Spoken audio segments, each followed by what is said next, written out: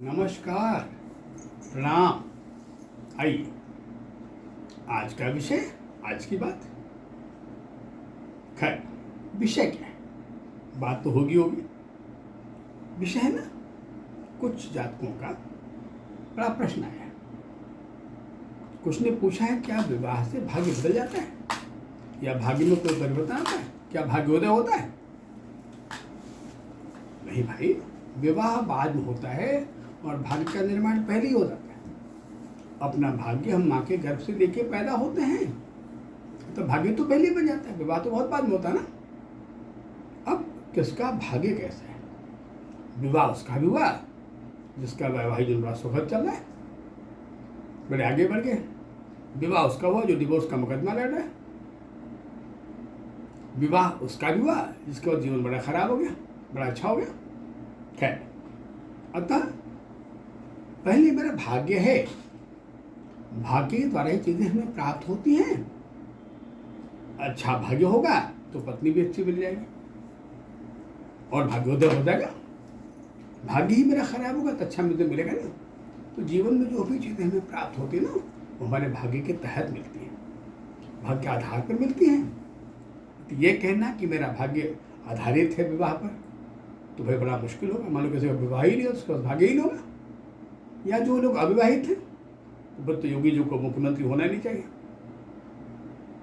मोदी जी का विवाह हुआ तो खैर उनका भाग्योदय नहीं हुआ, पत्नी से रिलेशन अच्छा नहीं रहा।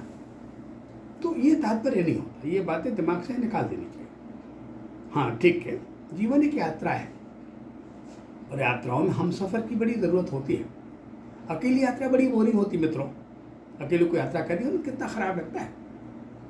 हाँ, जब लोग मिल जाते हैं, साथ मिल जाता है ना, तो बातचीत करते, आदान प्रदान करते, दुख सुख बांटते, खाते पीते, यात्राएं कट जाती ना।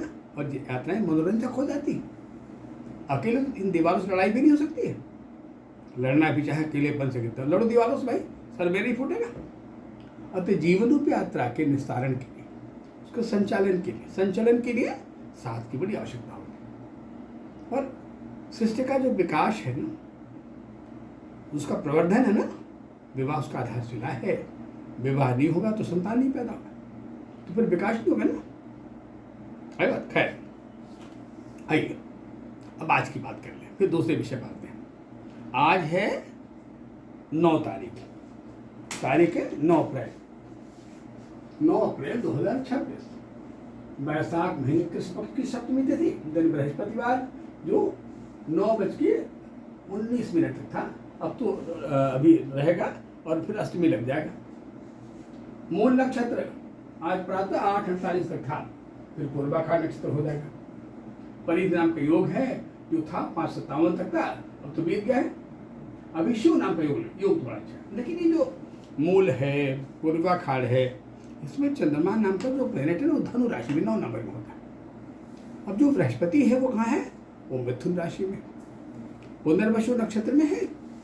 अब दोनों आमने सामने हो गए, 3 नंबर और 9 नंबर। और महीना अप्रैल है 4 नंबर। हम 4 नंबर महीने के 1/3 हिस्से से गुजर रहे हैं। जब 10 तारीख हो जाएगा तो महीने का 1/3 पूरा कर चुके होंगे ना। यानी ये जो समय है वो पुष्य नक्षत्र का है, महीने के साथ। ये बड़ा विस्मयकारी होता है, ये बड़ा सीक्रेट होता है। बातें कुछ और होती है, अंदर कुछ और होता है। अब एक न्यूज़ पढ़ने को मिला, एक सूचना मिली कि भाई जो लड़ाई चल रही, युद्ध चल रहा था ना, वो सीज फायर हो गया। 2 हफ्ते में युद्ध विराम हो गया। पर वो बात सही नहीं माना गया। इस बात में कुछ धोखा हो सकता है कि बातें कुछ और हुई, परिणाम कुछ और हो गया। इसमें एक देश को मौका भी मिल गया थोड़ा अपने को लीड देने के लिए।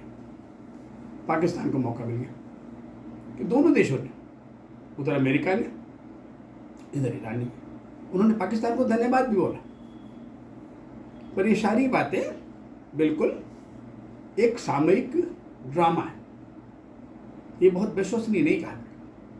अभी युद्ध के खत्म होने का समय आया नहीं है, बल्कि जो अप्रैल महीने का ये पहले से लेके तीसरे सप्ताह के बीच का टाइम है, ये थोड़ा पहले से और खुखार कहा जाएगा और तेज कहा जाएगा पहले, और थोड़ा बातें कुछ और होंगी, परिणाम कुछ और होंगे। तो विश्वसनीयता कमजोर पड़ जाती है। संबंधों में जब विश्वसनीयता कमजोर होती है ना, तो संबंधों का स्वास्थ्य अच्छा नहीं होता।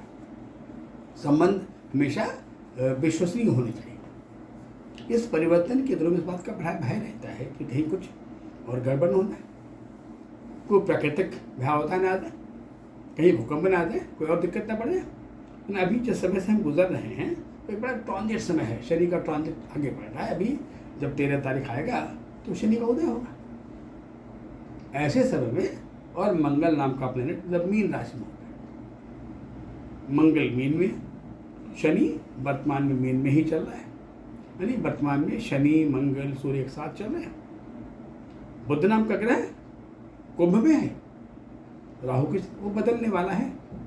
अभी 10 तारीख आएगा ना, कल की तारीख, कल बुध निकल जाएगा। कहाँ जाएगा? कुंभ से, वो भी मीन में आ जाएगा, 12 नंबर में आ जाएगा। तो जब बुध परिवर्तन होता है ना, तो बुध माने जो हमारे बुद्ध को रिप्रेजेंट करता है, जो हमारे बौद्धिक जागरूकता को, बौद्धिक दृढ़ता को, बौद्धिक स्वास्थ्य को मेंटेन रखता है। बुध का परिवर्तन भी हमारे जीवन में बड़ा परिवर्तन लाता है। उन दिनों में एलर्जी बढ़ जाती है, कुछ वायरस कुछ बैक्टीरियल बढ़ जाते हैं, तो थोड़ा स्वास्थ्य का भी ध्यान रखना इस बीच में। खैर, अब रही विषय की बात। आज का विषय है ना, विषय है 3 चीजें। एक शब्द होता है, हम कहते हैं प्रेम, प्रेम, फिर कहते हैं मोह, फिर कहते हैं आसक्ति, आसक्ति। ये 3 चीजें मैंने कहा, प्रेम, मैंने कहा मोह, और मैंने कहा आसक्ति या व्यसन भी कह सकते हैं। ये 3 वित्त कह सकते हैं। ये तीनों बड़ा वाइड है जीवन में, इसका बड़ा रोल होता है और हम तीनों से प्रभावित होते रहते हैं। हमारा जनमानस प्रभावित होता है और इनका बहुत महत्वपूर्ण रोल हमारे जीवन में है।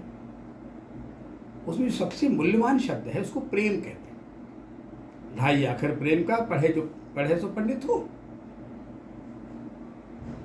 आइए, ये प्रेम से ही बात शुरू कर लेते हैं, फिर आगे बढ़ते हैं, मोह की बातें करते हैं, आसक्ति की बात करते हैं या व्यसन की बातें करते हैं। आइए, प्रेम। प्रेम बड़ा वाइड है। हमारी कुंडलियों में ये जो ये इलाका होता है, इसको हम वायुकोण कहते हैं। वायु यही प्रेम को रिप्रेजेंट करता है, प्रेम को रिप्रेजेंट करता है।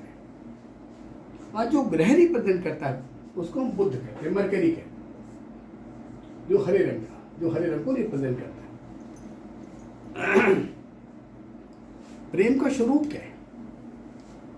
प्रेम का डिफिनीशन क्या है? जहां पाने की चाहत न हो, जहां अपेक्षाएं न हो, जहां संबंधों में कंडीशन न हो, उसे प्रेम कहते हैं। प्रेम ने सिर्फ देना जाना है, पाने की कामना प्रेम ने नहीं किया। जिसने प्रेम किया, अब मेरा बैग ले लो, हेरी मैं तो प्रेम दीवानी, मेरो दर्द न जाने को। तो जो प्रेम की दीवाने होते हैं वो हिसाब किताब नहीं करते, वो तो खो जाते उस प्रेम राशि में। जो खो गया वो खो गया, बड़ा मस्त हो गया, वो विलीन हो गया उस प्रेम में। वो अपने से प्रेम करता है, उससे वो उम्मीदें नहीं करता है, वो देने में बड़ा मस्त रहता है। हम क्या दे दें अपने प्रेम करने वालों को, कैसे खुश कर दें, बड़ा समर्पण भाव होता है। और जिस प्रेम में आदान प्रदान हो गया, कंडीशन हो गया, कैलकुलेशन, वो प्रेम नहीं होगा, उसे प्रेम कह नहीं सकते। अब मरकरी नाम का जो ग्रह है वो क्यों मालिक है? क्योंकि जो वायु का क्षेत्र है ये हमारे जीवन के सर्वाइवल का प्रमुख क्षेत्र है। आपने वायु सुना ना, वायु 5 किस्म का होता है। उसमें जो प्रमुख वायु है उसे प्राण वायु कहते हैं। वैसे तो ऑक्सीजन है, नाइट्रोजन है, कई तरह के ऑक्सीजन, सबसे अधिमात्रा नाइट्रोजन की होती है हमारे। खैर, कार्बन डाइऑक्साइड है। खैर, अब प्रेम और वायु क्यों है? जो वायु सरसाते रहे, वायु जीवन की सरसता है। वायु का बंद हो जाना, वायु को रुक जाना, सरसता खत्म हो जाती है। वायु प्राण वायु है, वायु का कोई कैलकुलेशन नहीं है। हमारी प्रकृति, हमारा वायुमंडल, हमारी प्रकृति कितना वायु देती है हमारे जीवन के लिए, कोई गणित नहीं है, वो देती रहती है, कोई हिसाब किताब, कोई बिल नहीं रहती मेरे पास। तो जो प्रेम है ये बुध प्रधान है, मरकरी प्रधान है बात। और ये मरकरी नाम का जो ग्रह है इसके दो राशियां ना, एक को हम मिथुन कहते हैं, एक को कन्या कहते हैं। मिथुन और कन्या, कन्या कन्या दोनों का बड़ा अद्भुत रोल है। जो कन्या है वो पृथ्वी तत्व को रिप्रेजेंट करता है और जो मिथुन है वो वायु तत्व को रिप्रेजेंट करता है। भाषा प्रेम का माध्यम है, भाषा द्वारा हम प्रेम के व्यक्ति करते हैं। मान लो किसी को भगवत प्रेम हो गया, अपने इष्ट का प्रेम हो गया, वो आरती गा रहा है, वो आरती गाने बड़ा मस्त है, बड़ा उसी में खो गया है। कोई भजन के गीत गा रहा है, उसी में खो जाता है। भाषा अभिव्यक्ति माध्यम है बात। कोई प्रेम की गीत ही गा रहा है। और जो पृथ्वी तत्व है 6 नंद जो रिप्रेजेंट करता है, ये पृथ्वी का भाव बड़ा समर्पण का भाव है, ये मातृसत्ता का भाव है, बड़ा समर्पण। पृथ्वी के बिना हम जीवन की कल्पना भी नहीं कर सकते, है बात।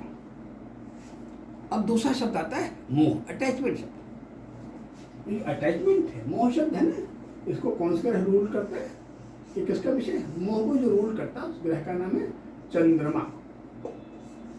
अटैचमेंट नहीं, इसको जो ग्रह रूल करता है उसको हम कहते हैं शुक्र, वेनस, शुक्र।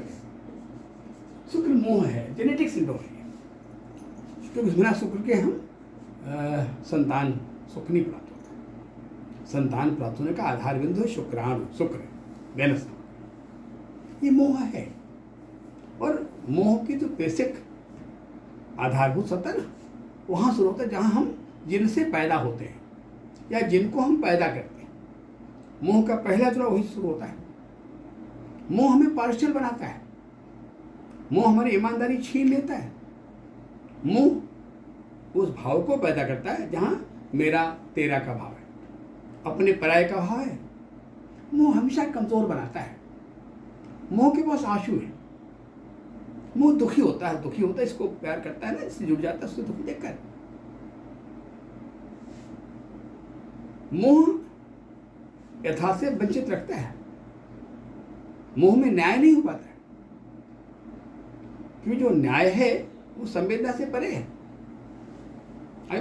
अटैचमेंट, जितना गहरा अटैचमेंट, जितना मोह होगा दुख उतनी बढ़ जाएगा, उतनी दूरी बर्दाश्त ही नहीं होगी। वो मोह होता है जो हमें जीवन में दुखी करता है। शुक्र से हमें मोह मिला है, अतः उसका जो बैलेंस है उसको बृहस्पति कहते हैं, जो हमें बैलेंस संतुलित करता है, या मंगल कहते हैं जो उसकी राशि उसके सामने पाई जाती है। वृक्ष के सामने वृश्चिक है और तुला के सामने मेष राशि है। अब एक आसक्ति है, बता आसक्ति क्या है, व्यसन क्या है? व्यसन तो विवेकांध है, विवेक शून्य है, जहाँ विवेक गायब हो जाता है उसे व्यसन कहते हैं। कोई व्यसन हो सकता किसी व्यक्ति के अंदर कामुकता का व्यसन, कोठी बिताने का व्यसन, अल्कोहल का व्यसन, कोई और नशे का व्यसन, अरे नोट गिनने का व्यसन हो, रुपया पालेने का व्यसन हो कि नहीं हो रुपया आ जाए, वो झूठ बोल के आ गया, सच बोल के आ जाए। वो कहता था बिना रुपए की हमें नींद आती नहीं, उसे 2 रोटी खाना है नहीं बहुत परेशान है। तो ये व्यसन भी कई डिफरेंट टाइप का। इन चीजों पर संतुलन बड़ा आवश्यक है। ये एक बहुत आवश्यक है कि हम ग्रहों द्वारा उस गहराई में जाएं, उस सच्चाई में जाएं, उस दर्शन में जाएं, जिससे हम इन कमियों को रोक सकें, यथार्थ का बोध हो सके, हमें जान सकें कि जीवन मोह बैलेंस होना चाहिए। ठीक, मोह से निकल नहीं पाएंगे, इतना आसान है नहीं मोह से निकलना, पर अगर मोह संतुलन में है तो हमें मानसिक बीमारियां नहीं पैदा होती। जितने मनोरोग होते हैं ना, मैक्सिमम आधी जो बीमारियां ना वो ड्यू टू अटैचमेंट। अटैचमेंट जितना है इनसिक्योरिटी होती जा रही है। जहाँ मोह बढ़ गया असुरक्षा बढ़ गई, अरे भाई मेरी नस तोड़ने पाए, अरे साहब अमुक वस्तु मेरी नस हो गई, अमुक चीज में गायब हो गई, है बात। ये संबंधों के बीच में उसके सुख को गायब कर देता है वो। अतः वहाँ पे उन जगहों पर दूसरे ग्रह को स्थापित किया गया। मंगल को स्थापित किया गया तब शुक्र को बैलेंस कर सके। वो डिसिप्लिन का मालिक है और मोह में कोई डिसिप्लिन होता नहीं, मोह में कोई न्याय भी नहीं होता। और आसक्ति जो वेनस से रूल होता है उसे बैलेंस करने के लिए बृहस्पति की जरूरत होती है। आचार्य तो जो बड़ा अच्छा काउंसलर होता है, जो हमें विवेक पैदा करता हो कि जिस कार्य को तुम करने जा रहे हो वो करने योग्य है कि नहीं है। तुम्हारा व्यक्तित्व, तुम्हारी छवि पे क्या असर पड़ेगा? तुम उसको लूजर बनोगे या तुम्हारी ख्याति बढ़ेगी? तुम याद रखो तुम हो कौन। तुम किसी के पुत्र हो, किसी के पति हो, किसी के पिता हो, किसी के भाई हो। तमाम संबंधों की बहुत सारे अपेक्षाएं हैं तुम्हें। एक अच्छा इंसान बनकर, एक अच्छा व्यक्ति बनकर तुम इसे पूरा कर सकते हो। और जब तुम सेल्फ सेंटर्ड हो जाओगे, तुम बेचैनी हो जाओगे, आसक्तजन्य हो जाओगे, अपने आप को संभाल ही नहीं पाओगे, तुम उन्हें क्या दोगे?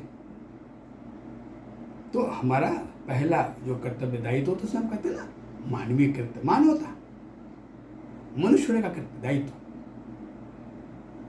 और इसको निभाने के लिए हमारा फिटफाट होना, मेंटली स्वस्थ होना बहुत आवश्यक है। खैर ये विषय बड़ा लंबा है, इस पर अधिक चर्चा हम करेंगे, समय लेंगे, लेकिन तब तक के लिए हम विदा लेते हैं। नमस्कार, प्रणाम।